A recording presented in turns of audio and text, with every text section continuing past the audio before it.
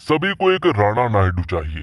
ये सीरीज देखकर यही महसूस होता है कि काश हमारी जिंदगी में भी कोई ऐसा शख्स होता जो हर प्रॉब्लम को सॉल्व कर देता।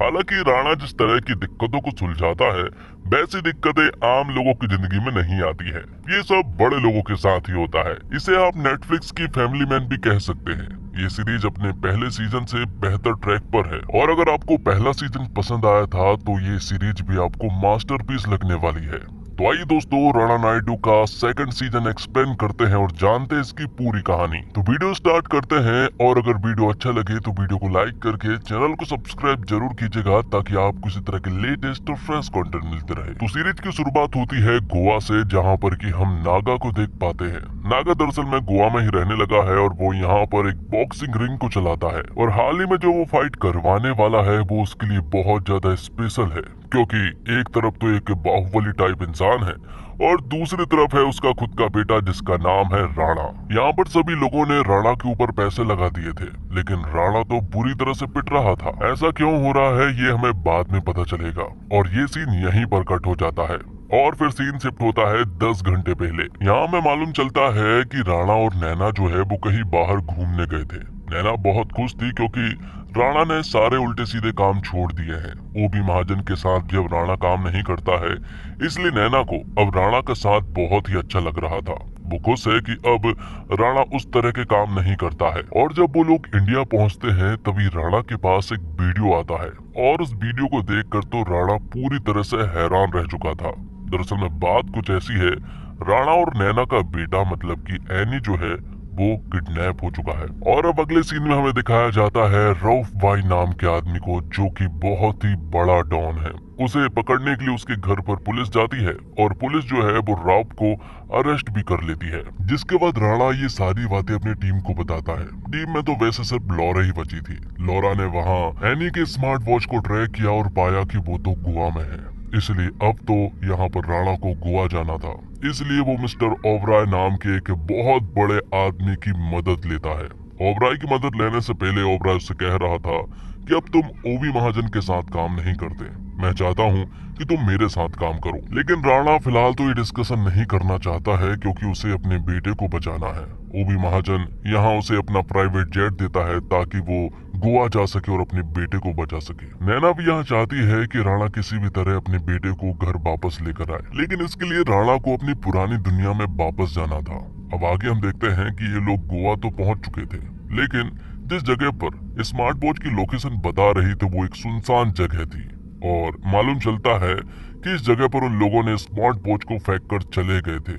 यहाँ आजू बाजू कोई भी ऐसी जगह नहीं है जहाँ पर एनी हो सकता है। अब गोवा में ही उन्हें एक ऐसे आदमी की मदद लेनी थी जो कि यहाँ पर सभी लोगों को जान सके। जिसके बाद हमें दिखाया जाता है नागा को। नागा यहाँ पर एक बॉक्सिंग का मैच करवाने वाला था कि तभी यहाँ पर चीकू नाम का बंदा आता है और मालूम चलता है कि नागा के ऊपर 3 करोड़ रुपए की उधारी है और चीकू जो है वो वही वसूलने के लिए आया है। लेकिन नागा उससे कहता है कि आज की जो फाइट होने वाली है वो बहुत ही स्पेशल होने वाली है, क्योंकि आज का जो बाहुबली बॉडी बिल्डर है ना, आज सभी लोग उसी के ऊपर पैसे लगाने वाले हैं और आज हमने मैच को फिक्स कर दिया है।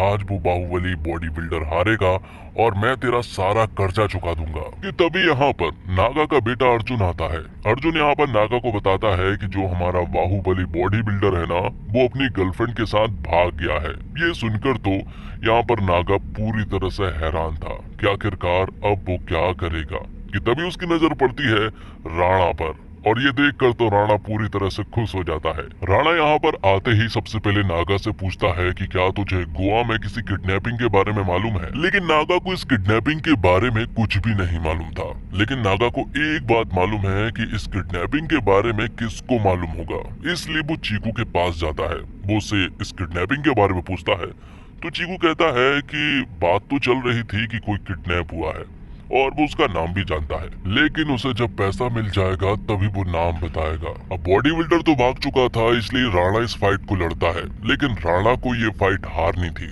तभी उसे पैसा मिलने वाला था। तो शुरुआत में राणा बहुत पिटता है और बाद में राणा उस इंसान को बहुत मारता भी है, जिससे कि सभी लोग अब राणा के ऊपर पैसे लगा देते हैं।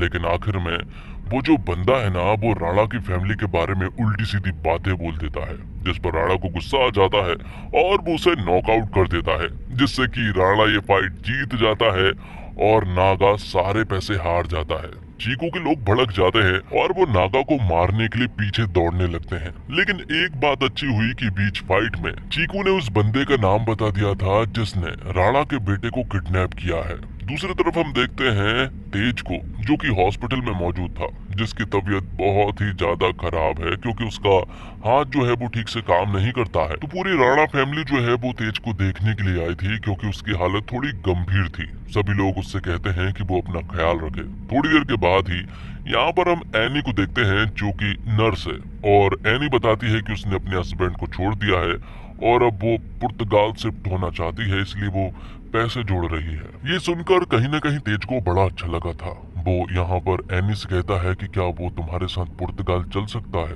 बदले में वो उनका पैसे का इंतजाम कर देगा, जिसके लिए एनी भी मान जाती है। अब क्योंकि राणा को मालूम चल गया था कि गोवा में दरअसल में उसके बेटे को जिसने किडनैप किया है उसका नाम है सेफ, और वो जो है वो एक क्लब में होता है, लेकिन वहाँ हाई सिक्योरिटी थी, इसलिए यहाँ पर नागा जो है वो लोगों का ध्यान भटकाता है और दूसरी तरफ राणा और लौरा जो है वो वीआईपी रूम में घुस जाते हैं। वहाँ घुसकर यहाँ पर राणा और लौरा जो है वो लोगों को बुरी तरह से पीटते हैं और बाद में सैफ को भी पकड़ लेते हैं, लेकिन सैफ के साथ बहुत सारे लोग मौजूद थे, जिस वजह से सैफ जो है वो एनी के सर पर बंदूक रख देता है और बाद में बंदूक की नली मोड़कर वो राणा की तरफ कर देता है। लेकिन इत्तेफाक की बात तो ये है कि बंदूक खाली थी, जिस वजह से अब राणा को बहुत ही तेज गुस्सा आ जाता है और वो सैफ को आग में फेंक देता है और उसे बहुत ही बुरी मौत देता है। इस तरह से राणा ने अपने बेटे को बचा लिया था। अब यहाँ से जब राणा की पूरी फैमिली निकलती है तो अचानक से सैफ के बहुत सारे लोग जो है वो इनके लोगों के पीछे पड़ जाते हैं।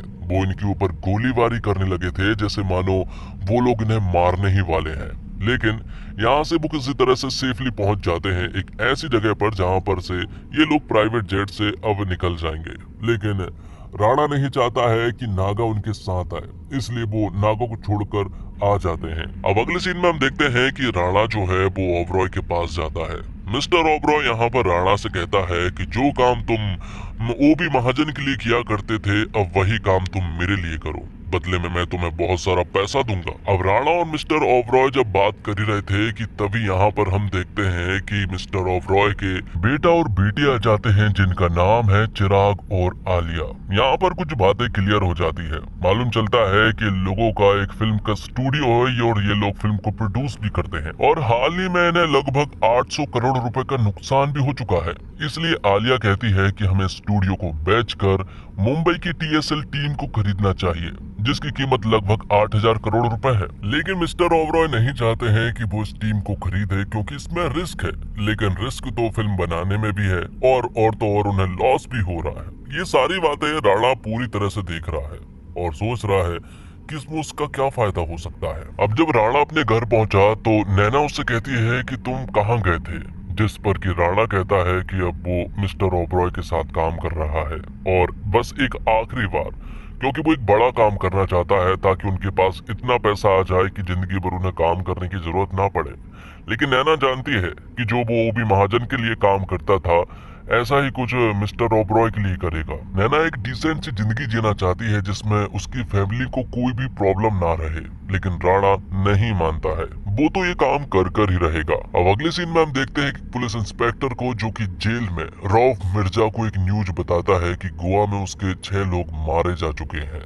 और ये सुनकर यहाँ पर रऊफ कहता है कि ये बात सैफ को बताओ तो वो सब कुछ संभाल लेगा, लेकिन इंस्पेक्टर बताता है कि उन 6 लोगों में सैफ भी शामिल था। और उसे जब ये बात मालूम चली कि ये काम राणा ने किया है तो वो तुरंत ही उसके पास कॉल करता है और उसे कहता है कि वो उससे मिलने के लिए कब आ रहा है। राणा भी ज्यादा टाइम वेस्ट नहीं करता, वो अगले दिन रऊफ से मिलने के लिए चला जाता है। उन दोनों के बीच में बातें जो हुई वो बहुत ही अच्छी तो नहीं रही, बल्कि उनके बीच में दुश्मनी सी छिड़ चुकी थी। दरअसल में सैफ जो है वो रऊफ का कजिन होता है और वो उसका बहुत ही खास आदमी था। उनके बीच में यहाँ पर थोड़ी सी गर्मा गर्मी भी हो जाती है। तो जेल में ही यहाँ पर राणा ने रऊफ के साथ दुश्मनी ले ली थी और अब अगले सीन में हम देखते हैं ओबी महाजन को। ओबी महाजन के साथ जो कुछ भी हुआ उस वजह से ओबी महाजन का इलेक्शन जीतना तो नामुमकिन है, इसलिए वो एक ऐसे आदमी की मदद लेना चाहता है जिससे उन्हें बहुत सारी वोट मिल जाए। वो आदमी कोई और नहीं बल्कि रऊफ मिर्जा होता है। इसलिए वो उसे जेल में मिलने के लिए पहुंच जाता है और उसे सीधा का सीधा कह देता है कि उसे इलेक्शन जीतना है। तुम्हारे एरिया में जितने भी लोग हैं उन सभी की वोट मुझे चाहिए। बदले में रऊफ कहता है कि मुझे सिर्फ एक ही चीज चाहिए और वो ये कि मुझे इस जेल से निकाल दो और फिर तुम ये इलेक्शन आराम से जीत जाओगे।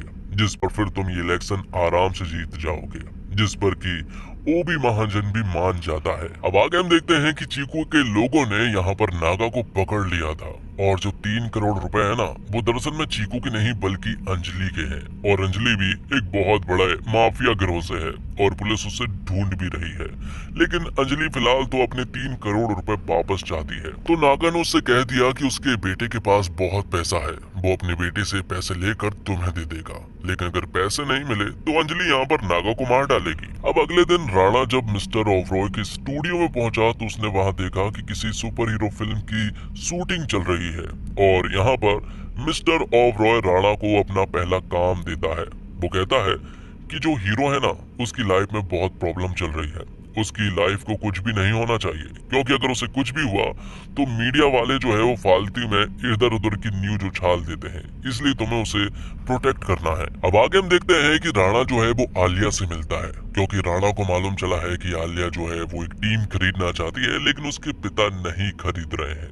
यहाँ पर राणा कहता है कि मैं तुम्हारी टीम खरीदने में मदद कर सकता हूँ, बदले में मुझे मेरा कट चाहिए। आलिया कहती है कि तुम ये काम कैसे करोगे, जिस पर कि राणा बताता है कि वो एक फिक्सर है और तो और वो ये भी बताता है कि तुम्हारा काम जो है वो बहुत ज्यादा प्रॉब्लम में जाने वाला है, क्योंकि जो फिल्म है ना उसका पार्ट 2 बनने वाला है। और तो और मैंने बात सुनी है कि एक बंगलो है जो कि बिकने वाला है, जिस पर कि आलिया भी मान जाती है और अब वो राणा के साथ काम करने लगती है। आगे हम नैना को देखते हैं जो कि योगा क्लासेस में थी लेकिन वहाँ वो कंसंट्रेट नहीं कर पा रही थी। उसे बस सिर्फ और सिर्फ राणा की बातें याद आ रही थी कि तभी उसकी मुलाकात होती है नवीन से, जो कि इसी योगा क्लासेस में योगा वगैरह करता रहता है। वो दोनों मिलते हैं और आपस में बात करते हैं। यहाँ पर नैना उससे पूछती है कि जब तुम्हारा डिवोर्स हुआ था तो क्या तुम्हें बहुत बुरा लगा था, जिस पर कि नवीन कहता है कि शुरुआत में तो बहुत बुरा लगा लेकिन बाद में सब कुछ ठीक हो गया। उन दोनों की बातों से मालूम चलता है कि नैना जो है वो डिवोर्स के बारे में सोचने लगी है। अब तेज के स्टूडियो में यहाँ पर तेज जो है वो ऐना को लेकर आता है, जफा से मिल पाता है और उसे ये भी बताता है कि हम दोनों पुर्तगाल जाकर शिफ्ट होने वाले हैं और वहीं पर रहना चाहते हैं और जो स्टूडियो है हम उसे बेच देंगे ताकि हमारे पास पैसा आ जाए और उन्हीं पैसों से हम पुर्तगाल में शिफ्ट हो जाएं। अगले सीन में हमें दिखाया जाता है कि ओबी महाजन ने रऊफ मिर्जा को जेल से रिहा करवा दिया था, जिससे कि रऊफ मिर्जा बहुत खुश था और ओबी महाजन को ऐसा लग रहा था कि शायद अब रऊफ मिर्जा उसे इलेक्शन जितवा देगा, लेकिन ऐसा कुछ भी नहीं था।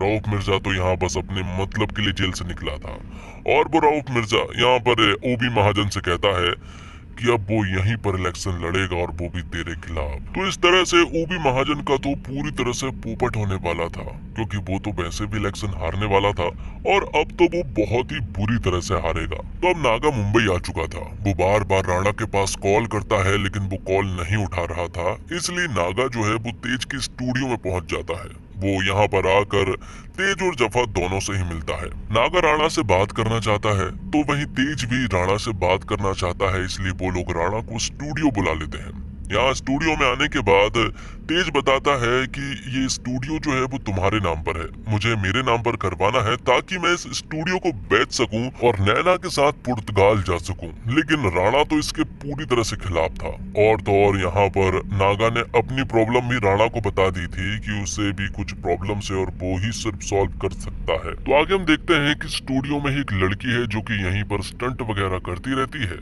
और वो जफा को लाइन भी दे रही थी। जफा उसमें इंटरेस्टेड है और बहुत जोर से इंटरेस्टेड है। जिसके बाद हम देखते हैं मिस्टर ओबरॉय को। हमें यहाँ पर एक बहुत बड़ी बात मालूम चलती है। बात यह है कि दरअसल में सुपर हीरो फिल्म का जो हीरो है ना वो बुरी तरह से इंजर्ड हो चुका है, उसकी हड्डियां टूट चुकी है और वो हॉस्पिटल में एडमिट है, जिस वजह से यहाँ पर मीडिया के लिए तो एक बहुत बड़ी न्यूज थी। और जब ये बाहर आई तो ये न्यूज अब मिस्टर ओबरॉय के गले का फंदा बनने वाली है। अब क्योंकि फिल्म पर बहुत सारा पैसा लगा हुआ है और बीच में से वो किसी दूसरे हीरो को भी सिलेक्ट नहीं कर सकते हैं। यहाँ पर मिस्टर ओबरॉय का बेटा कहता है कि क्यों ना वो हीरो बन जाए, लेकिन इसके लिए तो वो नहीं मान रहे थे। अब यहाँ पर राणा आता है। राणा से मिस्टर ओबरॉय पूछते हैं कि हीरो की जिम्मेदारी तुम्हारे ऊपर थी कि उसे कुछ ना हो, तो आखिरकार ये सब कुछ कैसे हुआ। राणा बताता है कि दरअसल में हीरो जो है वो एक लड़की से मिलने के लिए गया था, तब उस लड़की के हस्बैंड ने यहाँ पर हीरो को बुरी तरह से पीट दिया और तब वो वहाँ मौजूद नहीं था। अब क्योंकि उन्हें बहुत बड़ा नुकसान होने वाला था, इसलिए यहाँ पर आलिया अपनी डील पूरी करने लगती है। वो अपने पिताजी से कहती है कि हमें बहुत बड़ा नुकसान होने वाला है, उससे पहले हम स्टूडियो को बेचकर TSL में एक टीम खरीद लेते हैं। होना हो इन सब में राणा का हाथ जरूर है और राणा और आलिया ने मिलकर ये सारी प्लानिंग की है। जिसके बाद आगे हम देखते हैं नवीन को। नवीन यहाँ पर ओबी महाजन के पास कॉल करता है और मालूम चलता है कि नवीन जो है वो ओबी महाजन के लिए काम करता है और नवीन का काम ये है कि वो फिलहाल नैना के नजदीक जाए और उससे सारी बातें उगलवाए। अब रात के समय जब राणा कहीं पर जा रहा था, तभी अचानक से उसकी कार को पंचर कर दिया जाता है और आगे हमें दिखाया जाता है रऊफ मिर्जा को। रऊफ मिर्जा तो यहाँ पर राणा से बदला लेने आया था। रऊफ मिर्जा यहाँ पर राणा की कार से एक क्रिकेट की बैट निकालता है और यहाँ पर राणा को बुरी तरह से पीटने लगता है। वो कहता है सारी चीजें चलती रहती है, लेकिन एक चीज हमेशा रहेगी और वो ये कि फैमिली को बीच में नहीं लाना चाहिए। इसी के साथ सेकंड एपिसोड यहीं पर समाप्त होते हैं। उम्मीद करता हूँ दोस्तों आपको